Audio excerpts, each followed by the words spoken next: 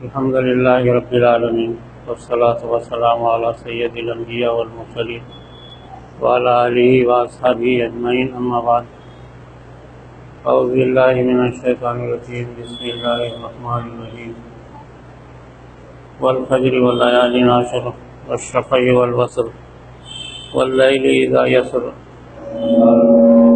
قسم الذی۔ محترم بھائیو اور عزیزو، جیسے جیسے فرصت ملی ویسے آگے بڑھو۔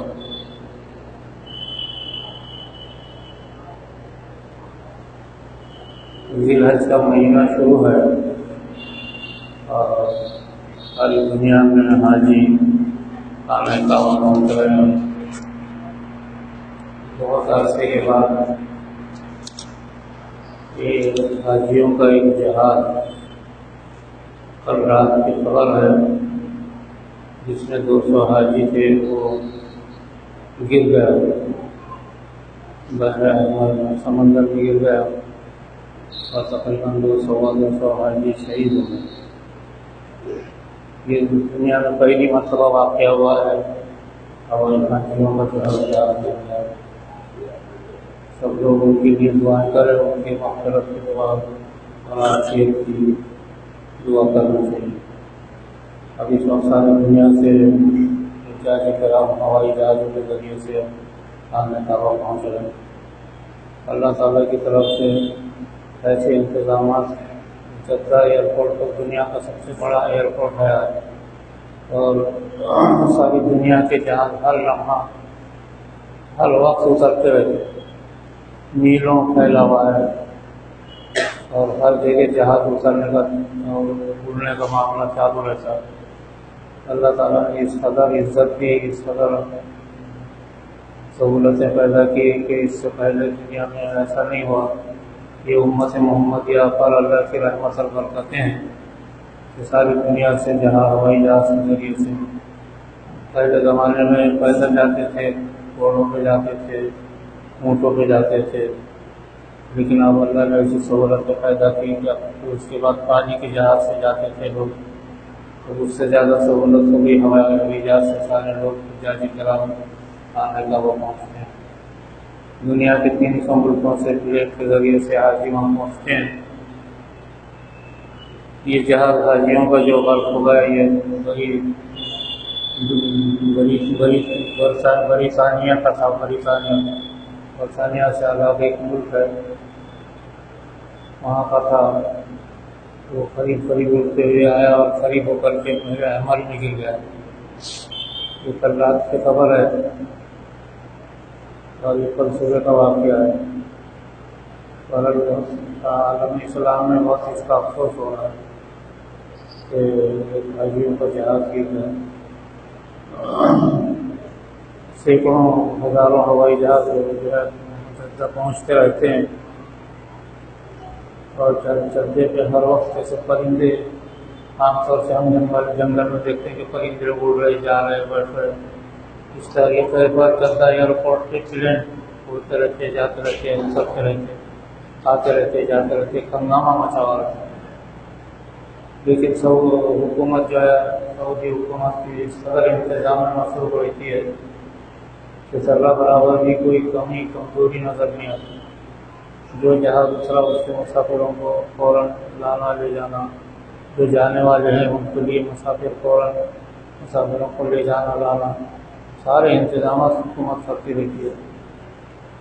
اللہ تبارک و تعالیٰ نے حکومت کو حاجیوں کی خدمت کا جو موقع دیا ہے، بہت بڑا موقع ہے جو مسلسل ہوتا رہتا ہے۔ اور دنیا کی قومیں حیرت میں ہے کہ جدے میں اس قدر تھا۔ پہلے زمانے میں برطانیہ، امریکہ، واشنگٹن، رشیا، ماسکو وغیرہ کے ایئرپورٹ سب سے بڑے تھے۔ آج سب سے بڑا ایئرپورٹ جدے کا ہے اور اس قدر اتنا بڑا ہے کہ ساری دنیا کے قومیں اتنا بڑا ایئرپورٹ بنا بھی نہیں سکتے۔ صرف جدہ ایک ایسا ملک ہے جہاں 300 ملکوں کے پلین اترتے رہتے ہیں۔ باقی دنیا میں کسی ایئرپورٹ پہ دنیا اتنے پلین نہیں اترتے۔ ہر ملک کا پلین آتا رہتا، اترتا جاتا رہتا۔ تو تقریباً 20 لاکھ حاجی خانہ کعبہ پر حج کے موسم میں پہنچتے ہیں 20 لاکھ ہر سال 20 25 30 لاکھ تک ہو جاتے ہیں، اور مقامی حاجیوں کو شمار کر کے 40 لاکھ مسلمان ہر سال حج کرتے ہیں انسان۔ اس کے علاوہ جنات اور فرشتے جو رہتے ہیں وہ الگ رہتے ہیں، ان کی تعداد کی کوئی گنتی نہیں ہوتی جو فرشتے اور جنات اتر پہ رہتے ہیں۔ تو اب اس وقت ہم لوگ حج کے موسم سے گزر رہے ہیں، تو آج 2 ذی الحج ہے۔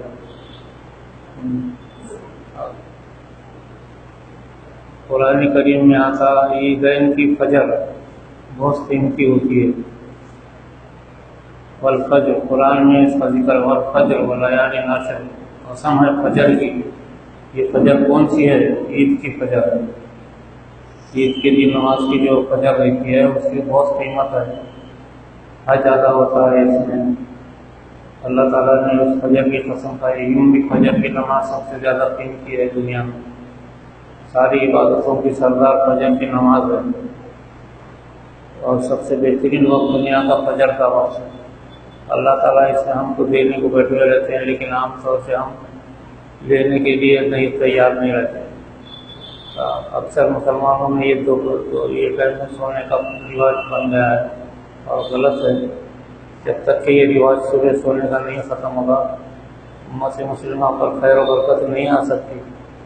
صبح فجر میں اٹھنے کا ماحول جب تک کہ عام نہیں ہوتا، اللہ تعالیٰ کی رحمتیں نہیں ملتی۔ فجر میں اٹھنا عام طور سے اذان کے بعد سے طلوع تک جاگتے رہنا، کسی بھی حال میں اگر بیمار ہے تو مریض بڑے بڑے جاگتے رہنا۔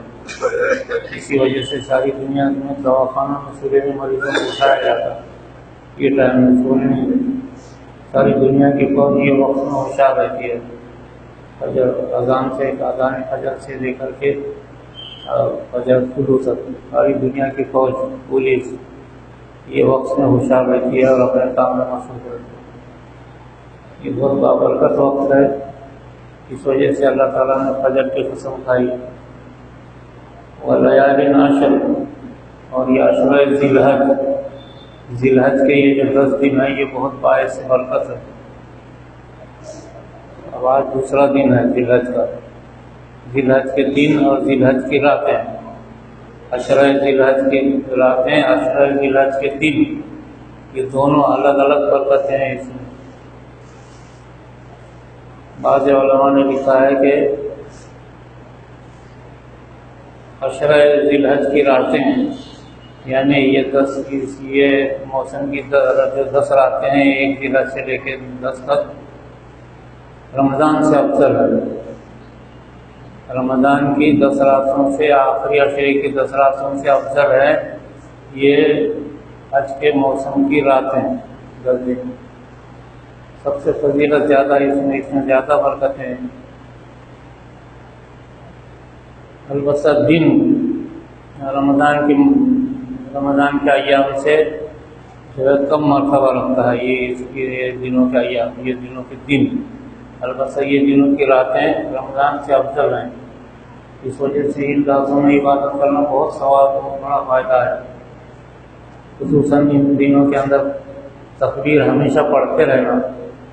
ہم صرف تکبیر تشریفات پڑھتے ہیں، لیکن 1 ذی الحج سے لے کر کے جو 12 ذی الحج تک تکبیر پڑھتے رہنا، اللہ اکبر اللہ اکبر لا الہ الا اللہ، اللہ اکبر اللہ اکبر وللہ الحمد۔ یہ تکبیر ان دنوں کے اندر 10 دن تک پڑھتے رہنا بڑی فضیلت ہے۔ راتوں میں عبادت کرنا یہ ان دنوں کے اندر، یہ عشرہ ذی الحج میں رات میں عبادت بہت افضل ہے، رمضان کی راتوں سے افضل ہے یہ علماء نے لکھا۔ اس لیے سے قرآن کریم میں اس کا ذکر خاص طور سے ہے، ولیال عشر، اللہ نے قسم کھائی ہے 10 راتوں کی۔ یہ 10 راتیں یہی ہیں، 1 ذی الحج سے لے کے 10 ذی الحج تک، یہ بہت افضل ترین راتیں ہیں۔ ان راتوں کے اندر عبادت کرنا اور قرآن کریم کی تلاوت کرنا، ان راتوں کے اندر تہجد پڑھنا، ان راتوں کے اندر تکبیر پڑھتے رہنا ہمیشہ۔ تکبیر تو دن میں رات میں کبھی بھی پڑھنا افضل ہے تکبیر، ہم لوگ خالی عید کے دن تکبیر پڑھتے یا ایام تشریفوں کی جو تکبیر پڑھتے، باقی دنوں میں نہیں پڑھتے۔ ان 10 دنوں کے اندر رات سب دن تکبیر پڑھتے رہنا، یہ اس کا عمل ہے، یہ عشرہ ذی الحج کا۔ عشرہ ذی الحج میں اس کی بڑی فضیلت ہے، یہ تکبیر پڑھتے رہنا۔ خالی وقت میں، گھروں میں بیٹھ کر کے، دکانوں میں، کسی بھی جگہ، دن میں اور رات میں تکبیر کا پڑھنا بہت فضیلت رکھتا ہے ان ایام کے اندر۔ یہ اس وجہ سے یہ 10 دن کی راتوں کی فضیلت کا لحاظ رکھ کر کے صحیح طور سے ہم لوگ اس کی عبادت میں لگے رہے، یہ بہترین چیز ہے۔ یہ چونکہ یہ قربانی کی عید ہے، اور جو بھی جس طریقے سے بھی ہے، بہرحال قانون کے حساب سے قربانی کرنا ہمارے لیے فضیلت ہے۔ جیسے بھی جہاں جہاں سہولت دی گئی، جیسی جیسی سہولت جس چیزوں میں ہے، اس کی قربانی کر سکتے ہیں، کر لینا چاہیے۔ جہاں فتنے کے ڈر سے منع کیا گیا ہے وہاں روک دینا چاہیے، اس میں احتیاط برتنا چاہیے۔ بہرحال جو بھی ہے، قربانی تو ایک الگ مسئلہ ہے، لیکن یہ 10 دن فضیلت کے ہیں، اور 9 تاریخ کو روزہ بہت فضیلت ہے۔ حدیث میں آتا ہے 9 ذی الحج کا روزہ 1 سال پہلے اور 1 سال بعد کے گناہوں کو مٹاتا ہے۔ 9 تاریخ کا روزہ، 9 تاریخ کا جس دن عرفات، تمام حاجی میدان عرفات میں جمع رہتے ہیں، اور میدان عرفات میں جمع ہونا یہی حج ہے، حج اسی کو کہتے ہیں۔ باقی جو ارکان ہیں وہ اس کے ذیل میں ہے، مینا ہے، مزدلفہ ہے، قربانی ہے، یا اسی طریقے سے خانہ کعبہ کا طواف کرنا ہے، یہ ذیل کی چیزیں ہیں۔ لیکن اصل حج جو ادا ہوتا ہے 9 تاریخ کو سارے حجاج میدان عرفات میں جمع ہوتے ہیں اور اللہ کی عبادت کرتے ہیں۔ عرفات ایک میدان ہے، حضرت آدم علیہ السلام اور حضرت حوا علیہ السلام کی ملاقات ہوئی تھی یہاں پر۔ حضرت آدم علیہ السلام ہندوستان سے گئے تھے تلاش کرنے کے لیے، تو خانہ کعبہ وغیرہ چاروں طرف دیکھا، کہیں نظر نہیں آئی وہ، تو عرفات کے میدان میں پہنچے۔ تو عرفات کے میدان میں ایک ٹیل، ایک پتھر پر بیٹھی ہوئی تھی حضرت حوا علیہ السلام۔ حضرت حوا اور حضرت آدم علیہ السلام کی میدان عرفات میں ملاقات ہوئی، اس وجہ سے اس کو عرفات کہتے ہیں۔ عرفات یعنی پہچاننے کی جگہ، عرفات کے معنی ہے پہچاننا ایک دوسرے کو۔ تو عرفات پہ دونوں ملاقات ہوئی، اور اس کے بعد انہوں نے دن پورا گزارا وہاں پہ عرفات کے میدان میں۔ اسی لیے ساری دنیا کے حاجی عرفات کے میدان میں جمع ہوتے ہیں، بس اسی دن حج ہو جاتا ہے، حج ہو گیا۔ جو عرفات کے میدان میں ٹھہرا وہ حج ہو گیا، اور جو سارے ارکان کیا اور اگر عرفات کے میدان میں نہیں ٹھہرا تو اس کا حج نہیں ہوتا۔ اصل حج ہے 9 تاریخ کو سارے حاجی عرفات کے میدان میں جمع ہوتے ہیں۔ روزہ رکھنے کا حکم ساری دنیا کے مسلمانوں کا ہے، لیکن حاجیوں کو نہیں ہے۔ عرفات کے میدان میں جو حاجی جمع ہوتے ہیں ان کو روزہ نہیں رکھنا ہے، وہ کھائیں گے، پئیں گے، اور رات دن بھر پورا سورج ڈوبنے تک عبادت کریں گے عرفات کے میدان میں۔ تو عرفات کا میدان ابھی بھی ہے، مقدس مقام ہے، اور سال میں ایک دن آباد رہتا ہے وہ 9 تاریخ۔ حکومت نے اس کے لیے اتنے انتظامات کیے ہیں، ایک دن ٹھہرنے کے لیے ہزاروں جھاڑ اور درخت لگائے گئے، سال بھر ان درختوں کو پانی دیا جاتا، سال بھر صفائی ہوتی، سال بھر خیال رکھا جاتا میدان کا، عرفات کا، سال بھر کوئی وہاں گندگی نہیں ہوتی، اور جتنے درخت لگے ہوئے ہیں سال بھر ان کو پانی دیا جاتا۔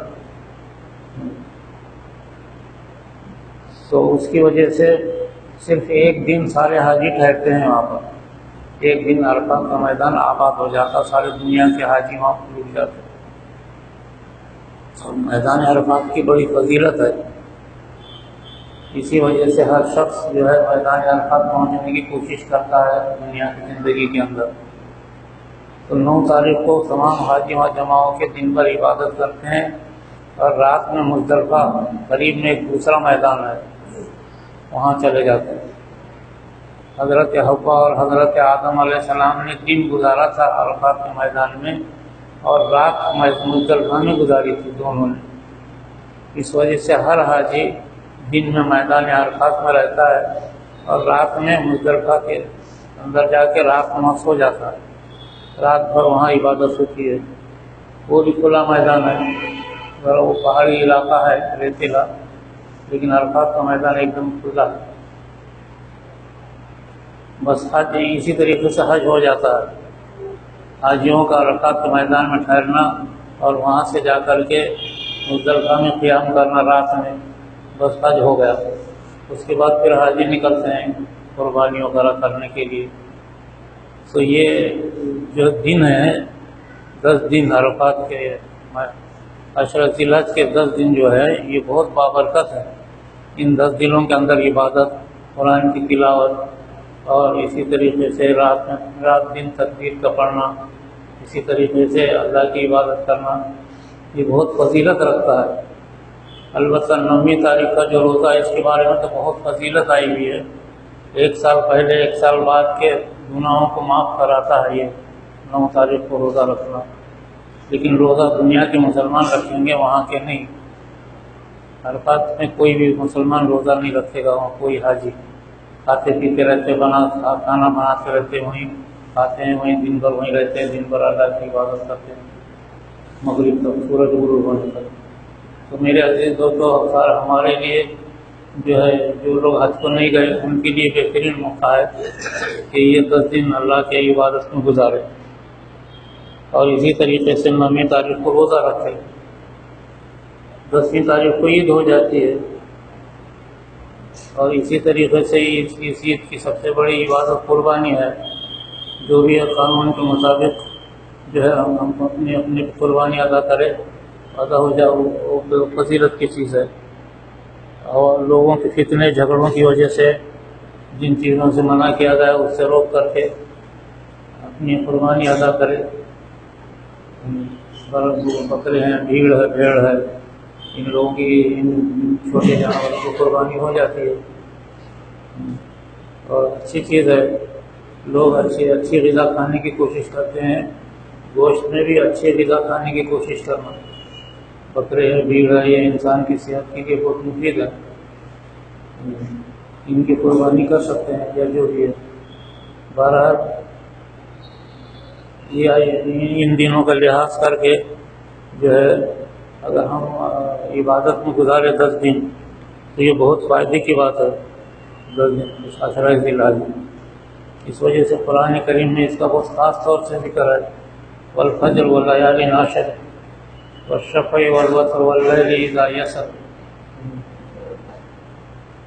جو راتیں مبارک ہیں جو سال بھر میں عشرہ ذی الحج کی 10 راتیں، اسی طریقے سے رمضان کی 10 راتیں آخری عشرے کی، اسی طریقے سے وہ رات جس رات میں حضور صلی اللہ علیہ وسلم معراج میں تشریف لے گئے، شب معراج یعنی معراج کی رات، وہ بھی افضل ہے۔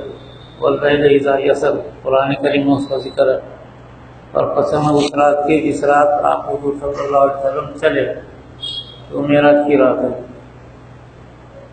اور اسی طریقے سے جو ہے اور بھی کچھ راتیں ہیں، لیکن ان راتوں کا بہت سال میں بہت زیادہ عبادت کا ثواب رکھا گیا ہے، ان راتوں کا لحاظ رکھے۔ میرے عزیز دوستو، حج کے جو موسم ہیں، ایام ہیں، یہ سب باعث سے برکت ہیں۔ تو ان ایام میں جو لوگ حج کو نہیں گئے ان کو ایسے ہی ثواب ملتا ہے جو لوگ حج پہ چلے گئے۔ یہاں رہ کر کے اگر 10 دن حج عبادت میں گزارے، روزہ رکھے، اور کوئی رات کوئی دن کوئی وقت کو خراب نہ کرے، ضائع نہ کرے۔